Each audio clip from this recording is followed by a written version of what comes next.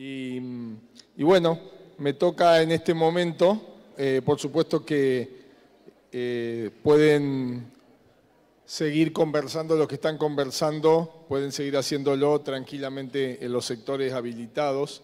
Y vamos a pasar a otro tema que es un tema que también nos interesa en el marco del debate del Congreso de Medicina General, ¿no? Y son los 100 años que cumple la reforma universitaria, ahora en junio. Entonces está previsto la intervención de 3 personas, del doctor Ricardo Nid, que está acá, el decano de la Facultad de Medicina de la Universidad Nacional de Rosario, del doctor Arnaldo Medina, que es vicerrector de la Universidad Jauretche y además director del Instituto Superior de Salud, y del rector de la Universidad de Mar del Plata, el contador Alfredo Lazzaretti, que se ha disculpado porque tuvo que viajar a la ciudad de Córdoba, justamente sede de la reforma, por unas actividades que fueron convocadas de último momento, entonces no va a poder estar acá. Así que, bueno, lo que quiero hacer, un poco moderar esta mesa, y por supuesto que voy a meter el pancito, voy a mojar el pancito también, porque al estar en la universidad no voy a desaprovechar que me senté acá, no voy a desaprovechar y voy a mojar el pancito, si me lo permiten mis queridos colegas, en este tema. Así que, pero centralmente vamos a escuchar a las 2 personas en este tema de la reforma universitaria. Nos vamos a hacer un poco de historia también, no a 40 años como el Mata, sino a 100 años de la reforma, y un poco la idea es reflexionar y conversar acerca de esta situación. Hoy hay una pregunta disparadora que dice, a 100 años de la reforma y ahora, ¿por dónde seguimos? No sé quién. Arnaldo, ok. Bueno, muchas gracias, Adrián. Gracias a la Asociación Medicina General de la Provincia de Buenos Aires por invitarme, darme el honor de poder participar de esta mesa junto con el amigo Ricardo, compañero decano de la Facultad de Medicina de la Universidad de Rosario y compañero en el foro de facultades públicas de medicina que también compartimos con Adrián. En principio, ante la invitación de venir a hablar de la reforma, lo primero que se me ocurrió, primero digo, pasamos a otro tema, ¿no?, de lo que se viene hablando, y un poco creo que de parte nuestra el esfuerzo de intentar encontrar claves en común de lo que se viene hablando en cuanto a la integración del sistema de salud, en cuanto a la orientación del sistema de salud a la atención primaria, en esto que es ya una discusión más de tipo de política educativa, aunque tiene connotaciones mucho más profundas. Y como les decía, lo primero que se me ocurrió pensar es que en mi universidad hay por lo menos 4 o 5 personas mucho más capacitadas que yo para hablar de este tema. En primer lugar, el rector, Ernesto Villanueva, que la verdad que particularmente a mí me gusta mucho escucharlo. Algunos investigadores. Bueno, por supuesto, como yo venía y participo de otra charla, era más económico que hable yo, pero aparte, bueno, me da la responsabilidad también de tratar de encontrar algunas claves vinculadas con el sistema de salud. Para hablar de la reforma, tampoco puedo dejar de lado el lugar de donde provengo. Yo vengo de una universidad nacional que se llama Arturo Jauretche. Eso, el nombre de Arturo Jauretche, un hombre de la cultura nacional, que fue miembro de Forja y uno de los grandes aportes al pensamiento nacional y a la creación del movimiento justicialista, que creo que hay un montón de cosas para decir respecto a esto que no puedo soslayar. Por eso me parece adecuado para encarar mi charla, hablar de tres aspectos. En primer lugar, tratar de ubicar la reforma universitaria de 1918 en el contexto político y social de la época, en un contexto de época.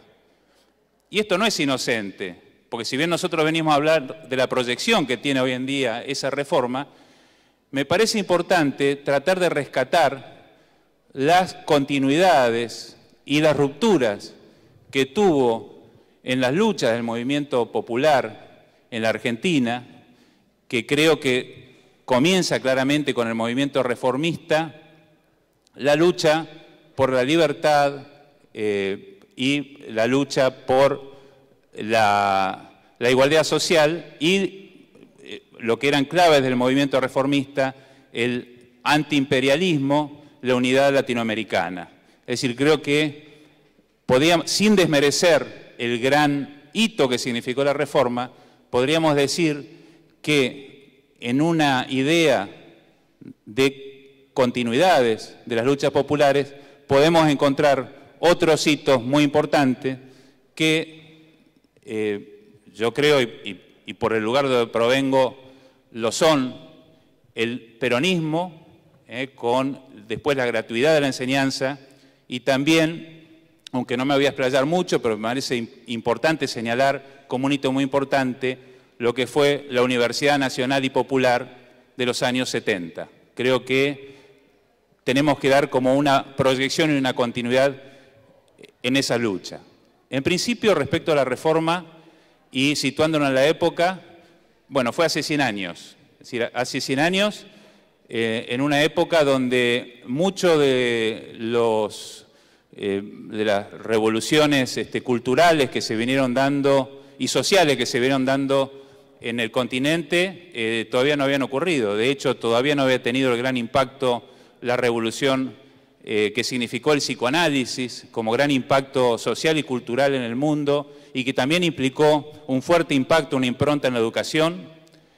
Si bien ya estaban la mayoría de los trabajos de Freud y si bien ya estaba consolidado el movimiento psicoanalítico, todavía no habían tenido el impacto social y cultural que después tuvo. Por supuesto, tampoco los trabajos de Vygotsky, de Piaget y el constructivismo, que permitieron digamos, orientar la educación en un sentido claro.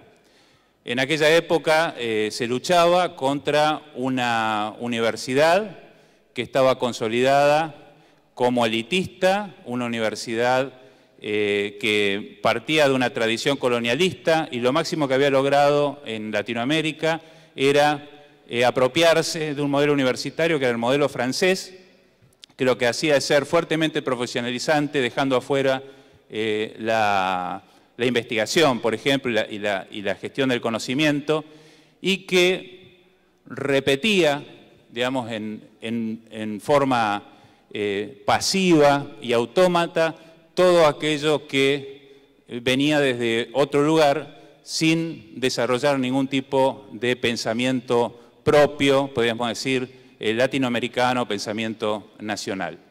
Esta universidad estaba cerrada a la participación, por supuesto la participación también de los estudiantes, no era democrática y hubo una ruptura muy fuerte, el movimiento reformista, que plantea fundamentalmente, y esto es lo que dice el manifiesto reformista, una ruptura con una forma de administrar, con un concepto de gobierno y con un método de enseñanza. Son tres rupturas muy fuertes.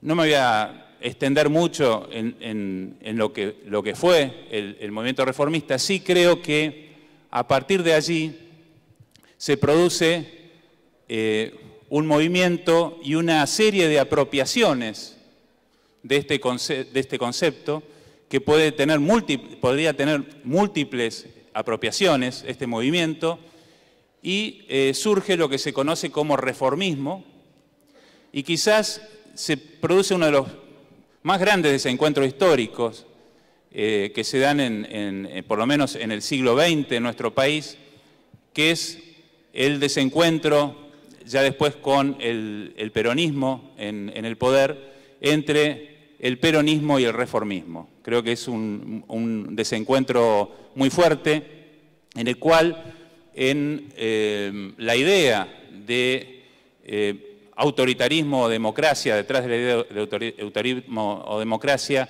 el reformismo, creo yo, y lo dicen muchos autores, se apega muy fuerte a la idea del cogobierno y la autonomía universitaria como una idea en sí aislada de los principios orientadores de esa autonomía y ese cogobierno universitario.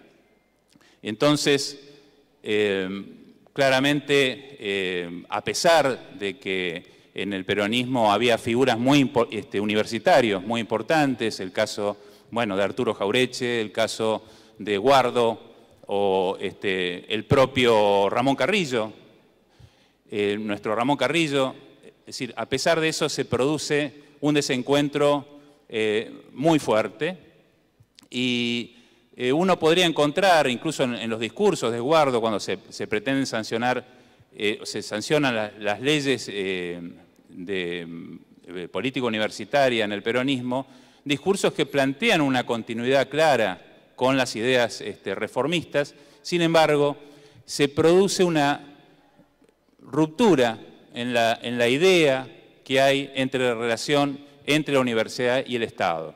Y aparece claramente una idea de Estado y autoritarismo y universidad y libertad, ¿no? Esta idea, esta dicotomía, que creo que le hizo mucho mal al país y que, bueno, también de parte de lo que puede considerarse movimiento reformista o el grueso del gobierno reformista, que hace una apuesta política muy fuerte a la Unión Democrática y también, digamos, generando promoviendo las condiciones para lo que después, posteriormente, fue el golpe militar antidemocrático.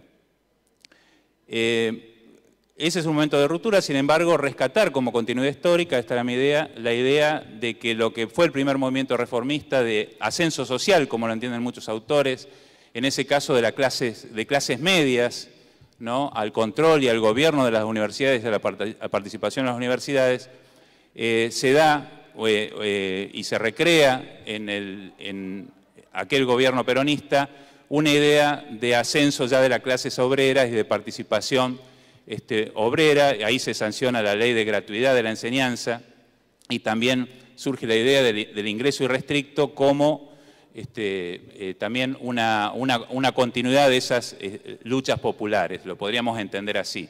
Es decir, se puede entender de distintas maneras la historia. Quizás también hay algunas críticas al movimiento reformista en el sentido que se asumió, digamos, una visión como idealista también de la reforma, ¿no?, sin asumir que como cualquier movimiento histórico tiene tensiones, tiene contradicciones, incluso con algunas características elitistas que tenía aquel primer movimiento reformista. Por ejemplo, hay relatos muy interesantes de lo que ocurrió en medicina. Traigo, digamos, una carrera afín a nosotros, a la salud, a la ciencia de la salud, que ante un pedido, en el año precisamente 1918, los estudiantes de medicina, ante un pedido de un grupo de estudiantes egresados secundarios que piden un ingreso irrestricto a la carrera de medicina, y esto venía con cierto apoyo del gobierno, del Estado, lo niegan rotundamente. Esto está documentado, ¿no? Hay una negativa rotunda a que pueda haber un ingreso irrestricto. Esto para manifestar el sentido también de las tensiones y de las controversias que tienen todos estos movimientos. Y me parece también importante rescatar ya en los 70 lo que fue la Universidad Nacional y Popular como una idea de esta lucha sostenida que mantienen los pueblos por la libertad, y en el cual planteaba una nueva articulación entre la sociedad, el Estado y las universidades. Un poco esta articulación entre la sociedad, el Estado y las universidades es lo que estaba siempre en disputa. Y Puiggrós plantea claramente en esta idea de la Universidad Nacional y Popular ideas que toman una continuidad del reformismo, incluso defendiendo el cogobierno y la autonomía, pero en una clara idea que tiene que acompañar un proyecto nacional y popular para la liberación. Bueno, claramente yo sí quiero hacer referencia a Ernesto Villanueva, mi rector, que fue el rector muy joven de esa universidad por un periodo, a Mario Testa, que fue el decano de la Facultad de Medicina en aquella época.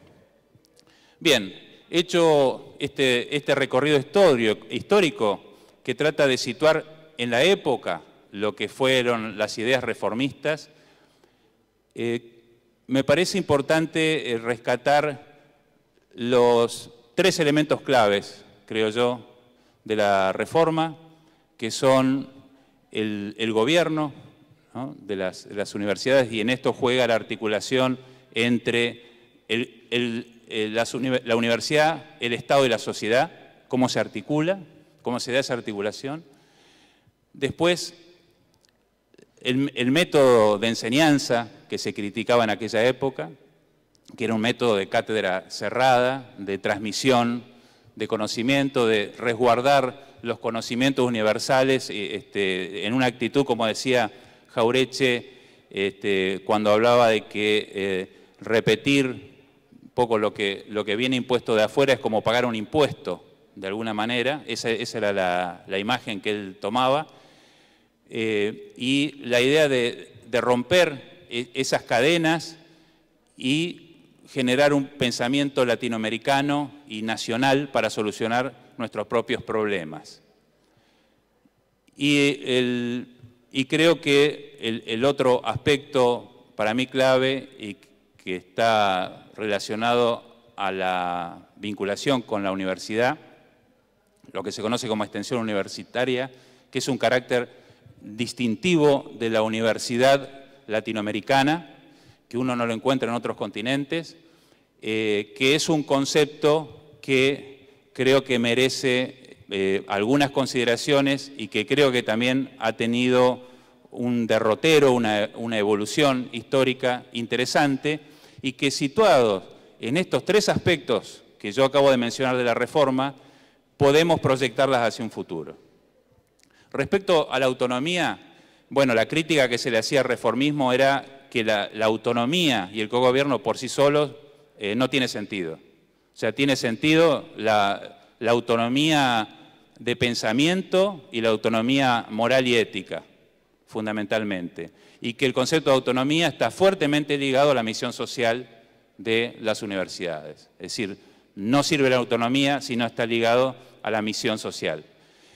Respecto a la transformación educativa, creo que aquí sí, por supuesto que es muy importante situarlo en la época. Hablábamos al comienzo de la charla que esto ocurrió hace 100 años, ¿no?, la idea de la reforma, y que ha pasado mucho, Freud, Piaget, bueno, y muchos más después, y que estamos en otra época, estamos en la era digital, ¿no?, donde claramente ha cambiado la sociedad, se ha transformado, y hoy podríamos decir que el conocimiento, se habla de conocimiento ensanchado, es decir, hoy se aprende más en distintos ámbitos de la sociedad, en las redes, en los medios de comunicación, que en las propias instituciones educativas, y que la universidad debe cumplir una función clara de cómo ayuda a los ciudadanos a las personas y a los pueblos a poder procesar esa información, pero en un sentido transformador. Entonces, claramente, esto, tanto cuando hablamos del cogobierno y la autonomía, como cuando hablamos de la reforma educativa y refiriéndonos también a la extensión universitaria, que ahora la voy a desarrollar un poco más, creo que estamos hablando de una reforma inconclusa, todavía. O sea, me interesa situarlo en esos términos. O sea, este derrotero histórico, esta lucha popular por la liberación en un terreno de disputas y pujas, con avances y retrocesos populares, todavía es una reforma inconclusa. Respecto a la extensión, bueno, es un concepto que claramente tenía cierta connotación elitista, no hay duda, digamos, en el momento de la reforma. O sea, predominaba una idea de que las casas de altos estudios podrían derramar el conocimiento sobre la sociedad y que tenían una función social muy importante en ese sentido. Obviamente que esto ha evolucionado, vino después muchos autores que lo han criticado, incluso las distintas reuniones internacionales de universidades, Consejo Latinoamericano de Universidades, que se han situado en este aspecto, y por supuesto Paulo Freire, ¿no?, donde plantea claramente en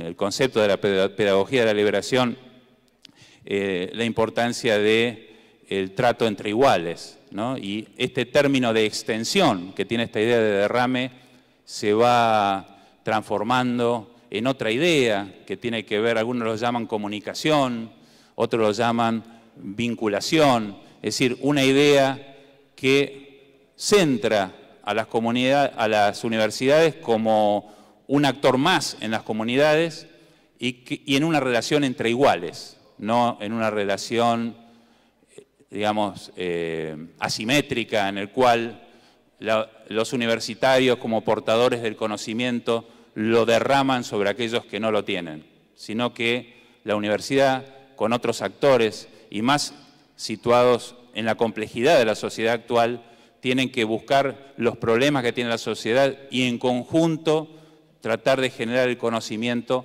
para resolver esos problemas. Bueno, esta reforma inconclusa plantea desafíos importantísimos a futuro. Creo que estamos hablando en un momento, esto vale decirlo, en un momento de retroceso, en un momento donde lo que predomina es el ajuste, donde incluso estamos en el marco de un gobierno donde muchos que dicen ser reformistas, a través de una idea de modernidad, con la palabra modernidad, hacia las universidades y con el desarrollo de los nuevos planes institucionales, que a veces no parecen ser más que el desarrollo de planes para administrar la pobreza en las universidades, y lo digo claramente situado en una universidad pobre, donde hoy quienes formamos parte de la Universidad de Jauretche nos preocupa no ser una universidad pobre en un territorio pobre. Claramente creo que ese es un dilema claro que tenemos, y donde predomina el ajuste, y entonces, bueno, pensar que tiene que estar tanto el gobierno universitario ligado a esa misión social, que no es otra que la transformación social, ¿no?, pensada en todo sentido, desde la vinculación que tiene la universidad con la sociedad, los egresados, y ya cuando hablamos de los egresados, pensar también en un aspecto desde el punto de vista pedagógico fundamental, que es el pensamiento crítico. O sea, esta transformación social está fuertemente ligada al pensamiento crítico. Si las casas de altos estudios no pueden promover el pensamiento crítico, no sirve la autonomía para nada. Si las universidades, si las casas de altos estudios no pueden promover la transformación social, ¿para qué sirve la autonomía. Respecto a la extensión, lo que hoy podríamos llamar de otra manera, en nuestra universidad lo llamamos vinculación. Creo que allí, bueno, hay un gran dilema hoy en día, que es cómo, tal cual lo planteaba Freire, ¿no? O sea, todo es pedagogía, ¿no? Y esta relación de la sociedad con la universidad es pedagógica. O sea, en realidad es inseparable la pedagogía, la enseñanza, el proceso de enseñanza de aprendizaje, de la relación de la universidad con la sociedad. Estos dos conceptos que son inseparables, el dilema es cómo se lleva a la práctica. Es decir, cómo hay nuevas formas de enseñar. Cuando hablamos de inclusión, ¿no? que detrás de estas ideas de modernización y del mérito como el elemento clave, ¿no? para el desarrollo académico, creo que se deja de lado y se enmascara un poco otra idea que nosotros rescatamos del campo nacional y popular, que es la inclusión social y educativa. Y lo digo también desde una universidad que está en un territorio muy pobre y que tiene una profunda vocación de inclusión social y educativa. Esta idea de la inclusión social debe encontrar nuevas maneras de enseñar y aprender. Debe encontrar nuevas maneras. Y en la vinculación está ese camino. Hoy se habla de la curricularización de la extensión o de la vinculación, es decir, nuevas formas de aprender. Hay algunas experiencias muy interesantes. Es muy interesante lo que ocurre en la Universidad Nacional de Uruguay, por ejemplo. Bueno, ahí creo que hay una clave a futuro muy importante. Y respecto a la enseñanza, y que hoy creo que no se puede hablar por separado de la enseñanza y de la vinculación y de la investigación, de las tres funciones básicas de la universidad. Creo que la enseñanza, y algo que tiene mucho impacto en nuestro tema, en la salud, tiene gran desafío que marca la época, que es la complejidad social y que es el abordaje de los problemas sociales complejos a través de una visión interdisciplinaria, transdisciplinaria. Lo que importa es el problema social, y lo abordamos dialogando de distintos saberes. Eso estamos muy lejos. Estamos muy lejos, perdura todavía la estructura de cátedra cerrada, que no dialogan entre sí. Nosotros que estamos participando en experiencias de nuevas currículas de medicina y que intentamos lo que se llama llevar adelante currículas integradas, algo que también, bueno, Mario Rovere, como dijo hoy Adrián, nos enseñó mucho a todos nosotros, y también como experiencia concreta la Universidad de Rosario, que se animó a hacerlo en primer término.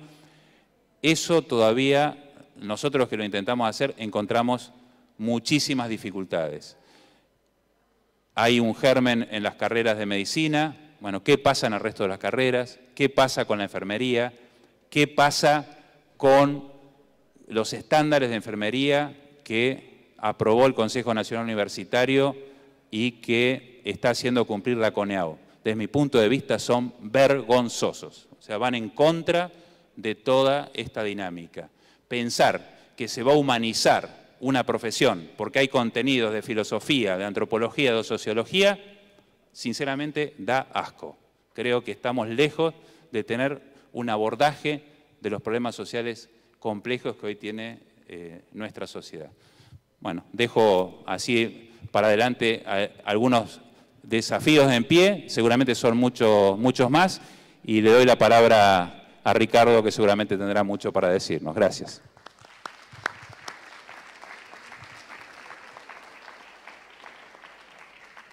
Buenas tardes. Les voy a proponer un ejercicio de docencia de 15 minutos que hagamos el esfuerzo de abstracción de los apasionantes temas que nos convocan en estas jornadas para poder reflexionar, al menos por 15 minutos, acerca de la reforma universitaria y lo que esto significa, en el sentido que nos atraviesan tanto, quien más, quien menos, muchos de los presentes somos hijos de la universidad pública. La reforma universitaria es el gran aporte cultural de nuestro patrimonio nacional. Está bueno que aparezca en este Congreso, digo, para establecer alguna vinculación, porque reconoce sus orígenes en algún movimiento en 1917, cuando se produce el cierre del Hospital de Clínicas en el Hospital de Córdoba, y esto genera una huelga de los estudiantes, y a partir de ahí se produce la simiente de lo que luego fue el movimiento reformista de 1918. ¿Qué fue el movimiento reformista de 1918? Fue un proceso revolucionario. Digo, por este juego dialéctico entre reformismo y revolución. Reforma es el nombre que toma a partir de la bandera de origen, que era la de la reforma de los estatutos de la universidad, pero es propiamente un movimiento revolucionario y ahora les voy a contar por qué. Sí me parece importante que podamos contextualizar qué pasaba entonces hace 100 años en este país y fundamentalmente en la universidad pública y particularmente en la Universidad Pública de Córdoba. Estaba terminando la Primera Guerra Mundial. Las claras señales que estaba dando al mundo el fascismo de lo que era capaz y la humanidad de su propia capacidad autodestructiva. También estaba iniciándose el proceso de transformación social más grande de la historia de la humanidad, como fue la Revolución Rusa de 1917. En nuestro país, por primera vez en la historia, los sectores populares accedían al gobierno a través de la figura de Hipólito Yrigoyen, que emergía a la luz de la ley Roque Sáenz Peña. Y finalmente, la vigencia de la ley 1420, que con todas sus controversias, de alguna manera anunciaba algún proyecto de nación.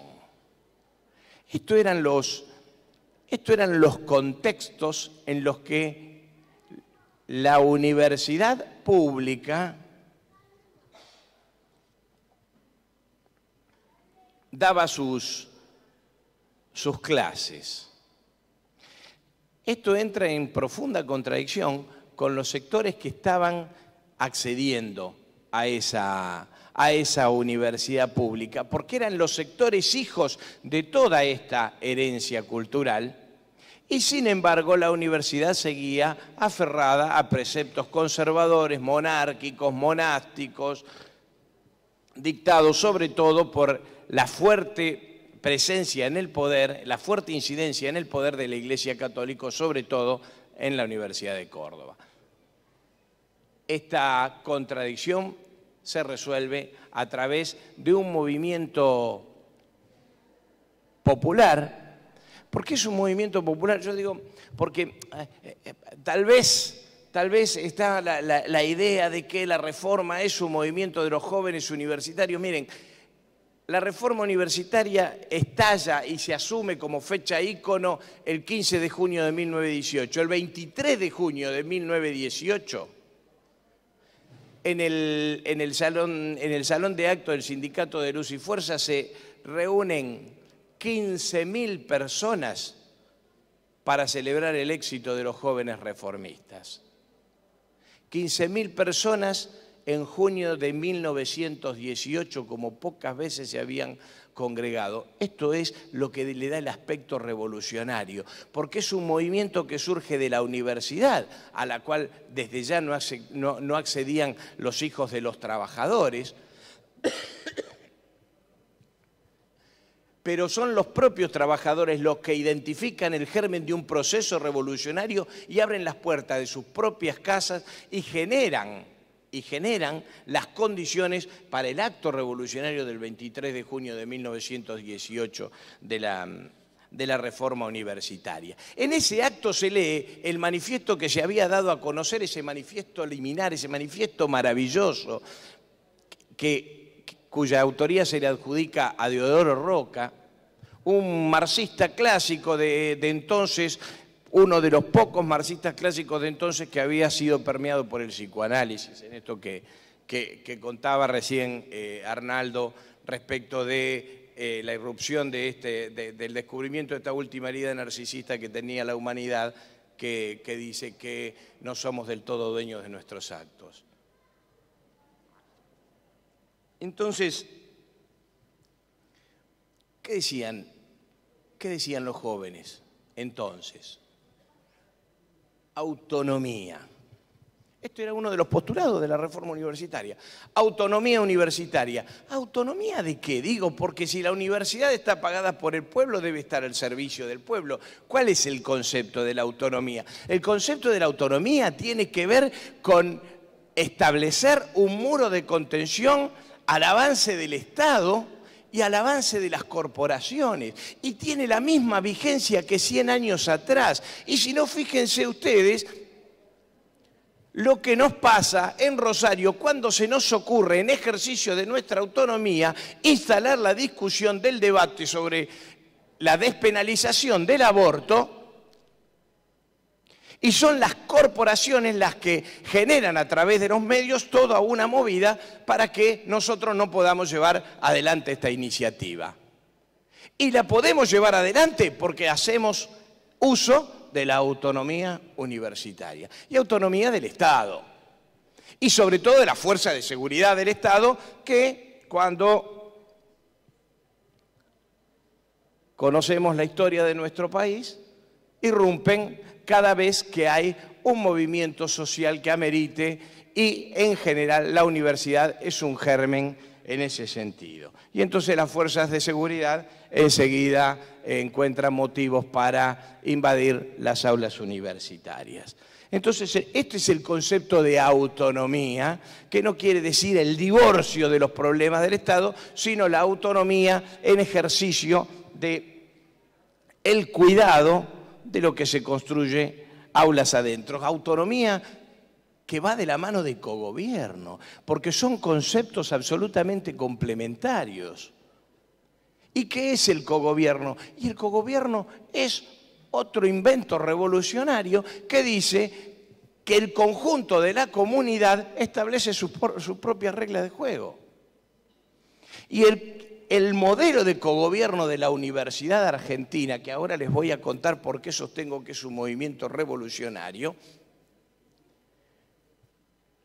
el cogobierno, el modelo de cogobierno, no se reitera en el resto de las universidades del mundo de la manera que se reitera en este país.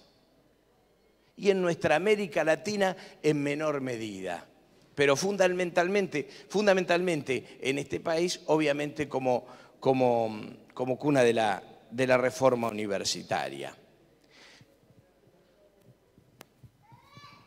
Y otro de los postulados tiene que ver con la periodicidad y el acceso a las cátedras por concurso y la libertad de cátedra.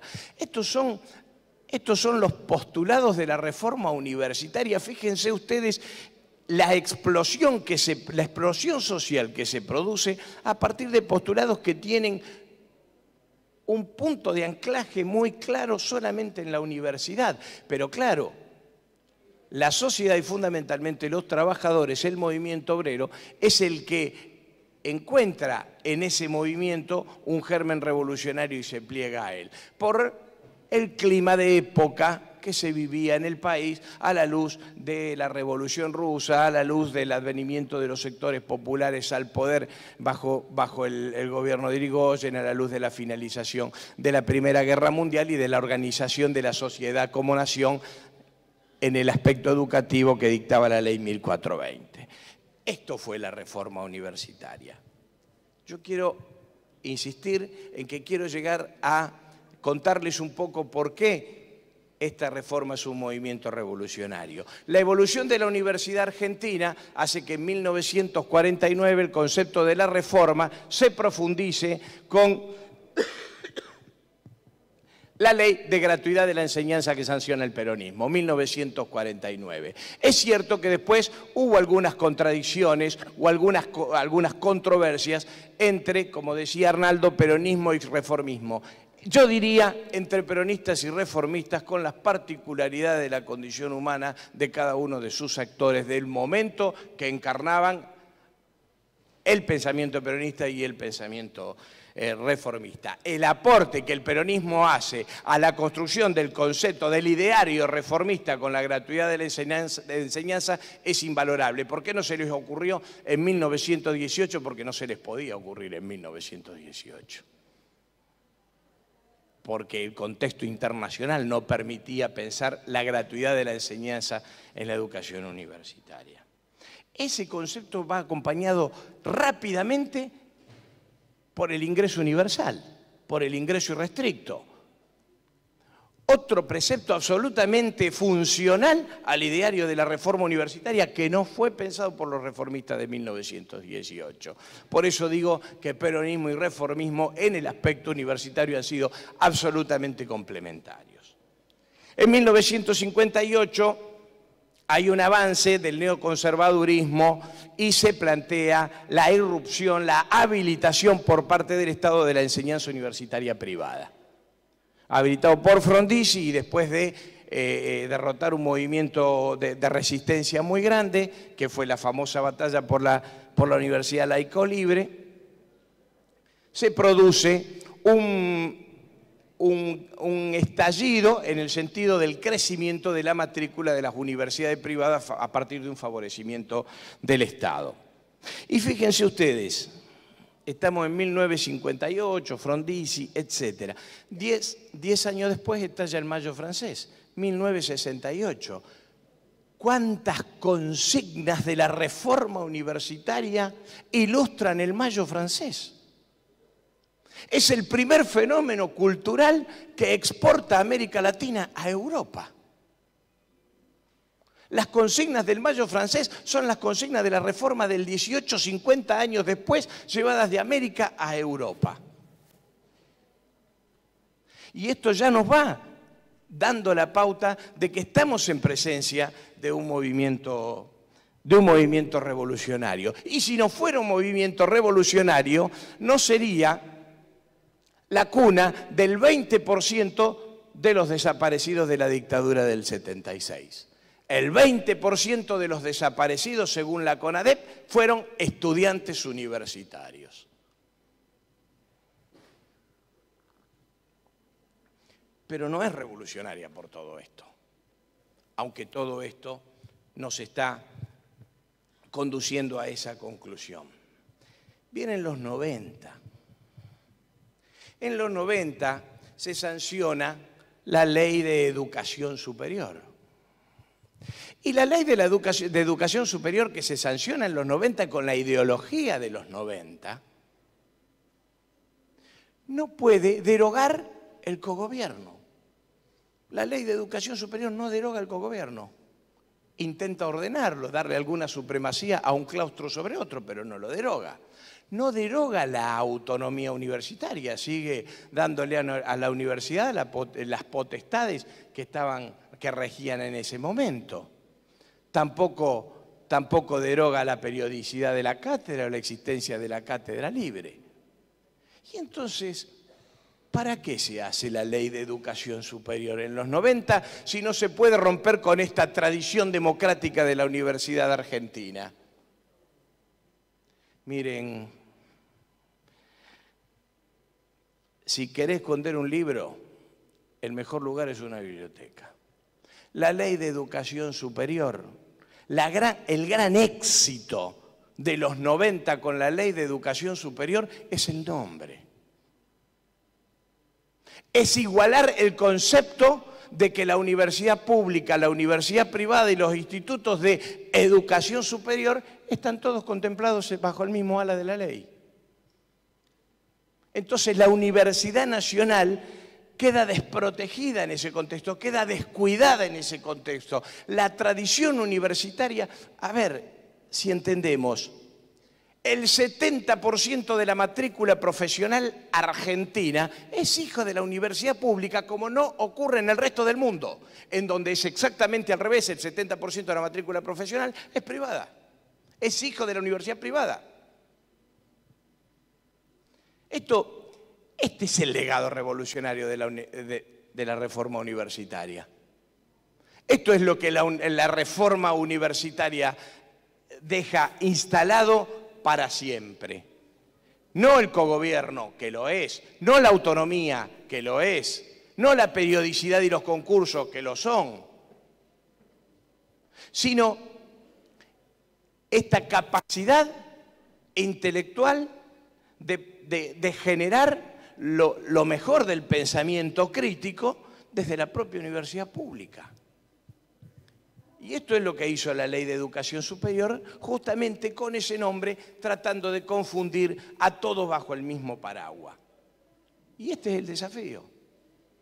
Tenemos que ir por una ley de universidades nacionales, que se separe del concepto de la educación superior. La educación superior es la educación superior, la universidad pública es otra cosa, no es una fábrica de chorizos. O lo que sería lo mismo una fábrica de profesionales. Tenemos que recuperar el lenguaje reformista de 1918.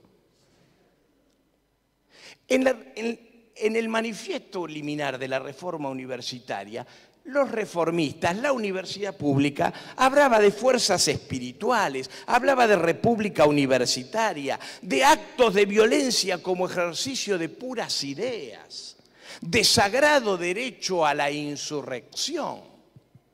Y hoy la jerga universitaria habla de incentivo, emprendedorismo, eficiencia, competencia y mérito. Esta es la derrota intelectual de los 90 y el triunfo de la Ley de Educación Superior. Esto es lo que nosotros debemos recuperar en una ley de universidades nacionales que le devuelva a la universidad pública el rol que se ganó a partir del movimiento revolucionario de 1918. Esto era un poco lo que quería compartir, me parecía un buen público para hacerlo. Muchas gracias.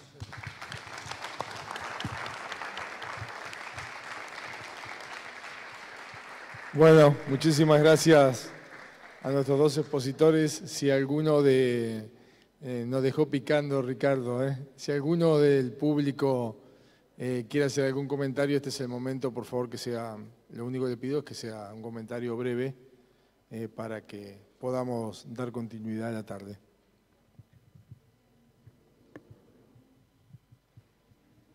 Juan.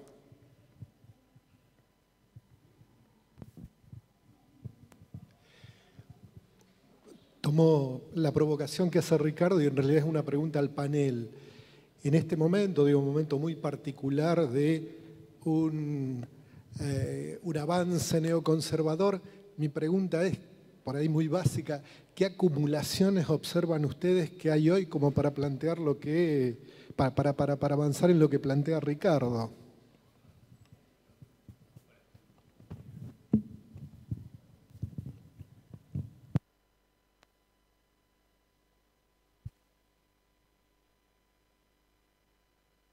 Si hay alguna otra pregunta, así contestamos, la mesa contesta 2 o 3 consultas a la vez. Bueno, adelante. Horacio.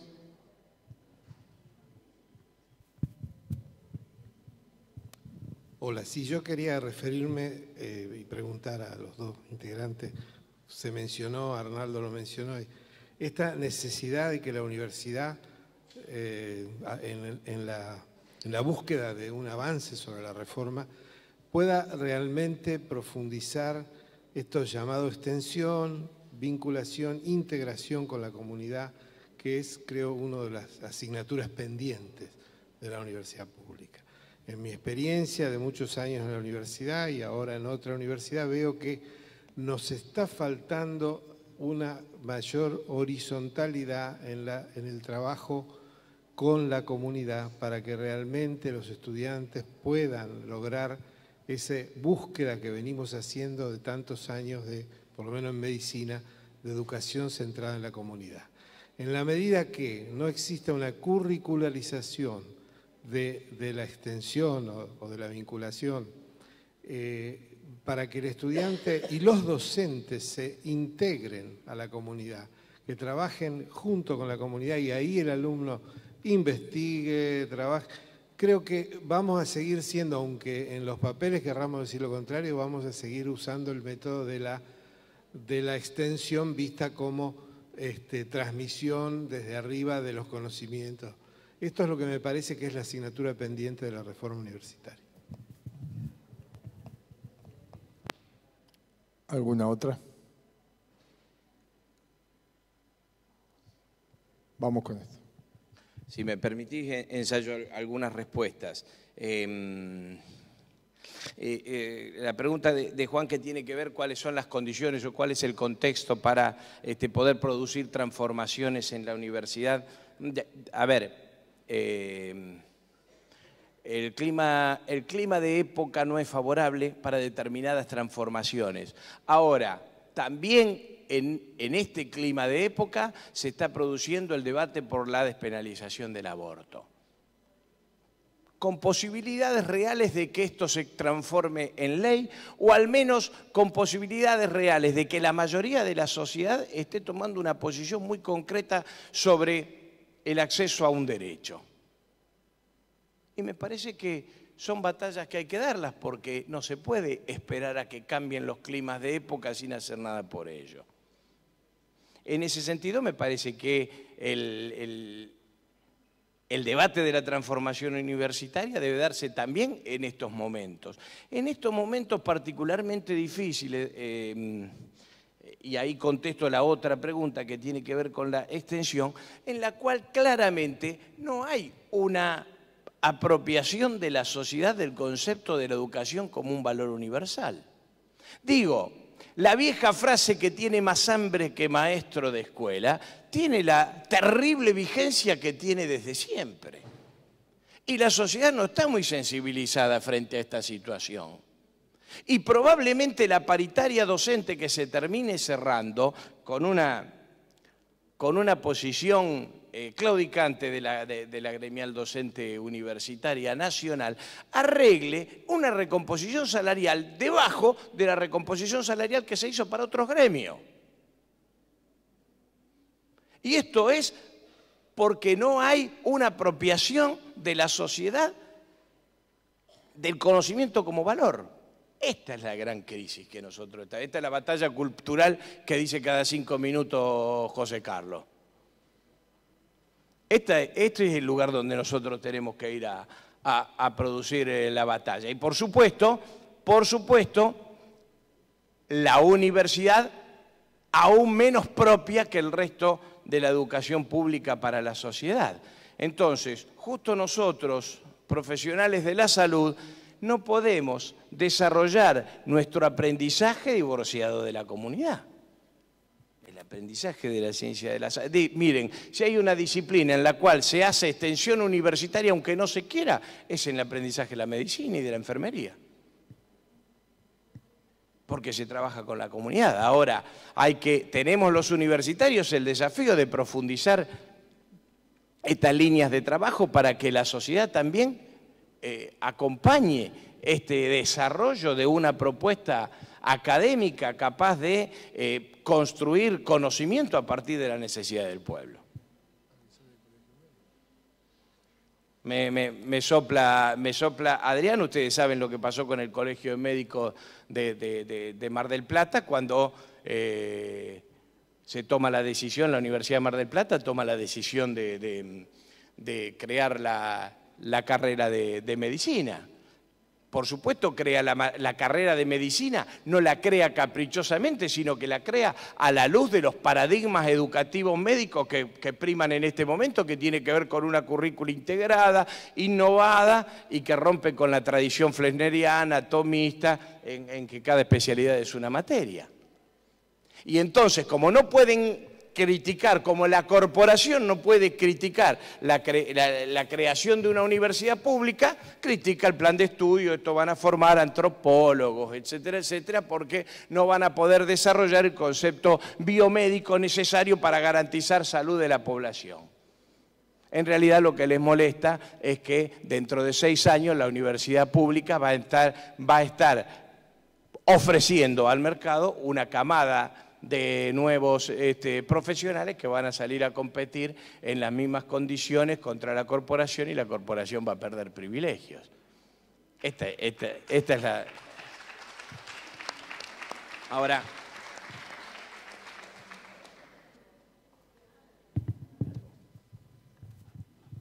Bueno, la situación de acumulación, bueno, coincido con Ricardo, creo que en este momento parece ser de cierta desventaja. Creo que sí hay algunas fortalezas del sistema universitario. De mi punto de vista, el Consejo Interuniversitario Nacional, la confluencia de los rectores de las universidades nacionales, yo creo que es una fortaleza, es decir, hay puntos de acuerdo muy fuertes y las universidades nacionales están muy unidas para sostener muchos de los principios que se hablaron de la reforma. Creo que en esta situación de desventaja y en esta relación dialéctica, ¿no?, que se viene dando en la historia, como tratábamos de presentar, entre la relación saber y poder, creo que hay una gran responsabilidad, lo sentimos por lo menos así, en las nuevas universidades, en las universidades nuevas, pequeñas, tan atacadas, tan denostadas, tan estigmatizadas últimamente, de la cual, bueno, yo formo parte con mucho orgullo de una de esas universidades, de la Jaureche, que, digamos, estas universidades muy vinculadas a su territorio. Es decir, en esta era que se habla de la globalización, o sea, la importancia transformadora de la universidad con su territorio, por supuesto que ha cambiado también el concepto de territorio, ¿no?, y de territorialidad. Pero, digamos, esta idea que tanto nos vincula con la sociedad y también con un legado muy fuerte de ser creativo es de innovar. También que en algunas cosas somos un poco locos, digamos, y a veces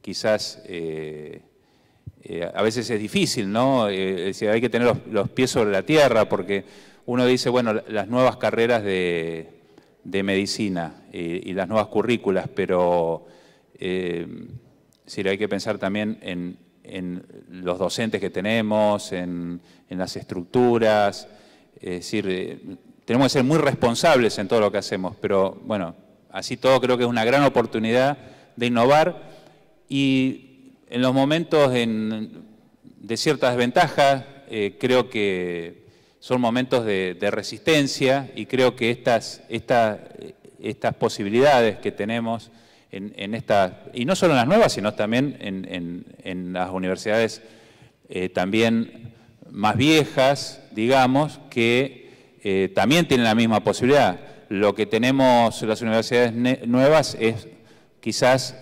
menos estructura pesada encima y la posibilidad de ser más flexibles al momento de poder adecuar nuestras currículas a la necesidad del territorio, a poder innovar en distintos aspectos. Yo creo que en ese sentido tenemos una gran responsabilidad.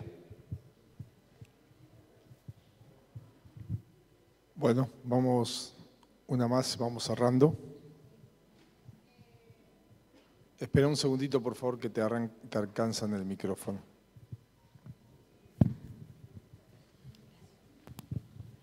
Sí, me puedo extender un poquitito, Adrián, es para Arnaldo, ¿no? Porque lo escuchaba desde hoy decir, y me quedó haciendo ruido esto cuando hablaste, Arnaldo, de pobre, de universidades pobres, y hablas de la pobreza, ¿no? Hoy por hoy estamos atravesando por un montón de pobrezas. Crece la pobreza y esto preocupa y mucho. Pero quería llevar a esto, cuando hablas vos de pobre, de universidad pobre, tengo esta duda. Hablas de la pobreza, de la falta de estudiantes. ¿Qué pasa con estos tiempos en los cuales nos está atravesando? ¿Ha bajado el tema de que los estudiantes vayan a la universidad por todo esto de que genera todo un gasto, más allá de que la universidad es pública, que seguramente también en lo económico a la universidad la afecta, ¿no? Y me preocupa, en esto que te pregunto, me preocupa porque nosotros durante muchísimos años hemos soñado con universidades como por ejemplo la Jauretche, universidades como la de la UNDAD, como la de Lanús, como la de La Matanza, como estas universidades, ¿no? Porque era algo como ilógico en nuestra sociedad que el hijo, la hija de una doméstica, de un albañil, de un trabajador en una metalúrgica, de un maestro, digamos, hasta inclusive, sea universitario y haya tantas carreras hermosas como la de médicos generalistas que hay en la Jauretche y como otras tantas carreras que son hermosas y que muchos jóvenes durante muchos años se han entusiasmado a estudiar en universidades y estos sueños se fueron concretando y esto nos fue entusiasmando y esto nos incluyó y esto nos hizo parte de algo. Ahora, cuando vos hablas de pobreza, me preocupa, digo, hablas de que está bajando esa cantidad de estudiantes, está bajando esa cantidad de entusiasmo. No, pero quiero rescatar que están las promotoras de salud de Varela preocupadas por su universidad y están presentes en los debates universitarios.